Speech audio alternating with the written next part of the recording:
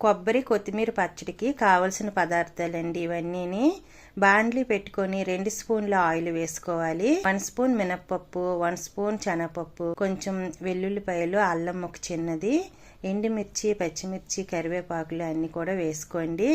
1/2 spoon జీలకర్ర, దాంట్లోనే పచ్చి కొబ్బరి ముక్కలు కూడా ఒక చెక్క తీసుకున్నాను. ఇవన్నీ కూడా ఒక 10 నిమిషాలు మీడియం ఫ్లేమ్లో ఫ్రై చేసుకుని, చింతపండు కూడా చూపించే విధంగా కొంచెం వేసుకొని ఈ విధంగా ఫ్రై చేసుకొని బాగా చల్లగయ్యాక మిక్సీ జార్లో వేసుకోండి.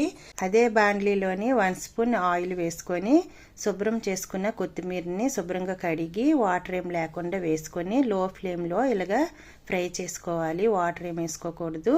ఈ 1/2 స్పూన్ సాల్ట్ మిక్సీ జార్లో వేసుకొని ఈ కొత్తిమీర కూడా వేసి మెత్తగా మిక్సీ పట్టుకొని మరి కొంచెం వాటర్ వేసుకొని ఈ విధంగా మిక్సీ పట్టుకోండి. చాలా టేస్ట్గా ఉంటుంది. పోపు ఏమి వేసుకో అవసరం లేదు.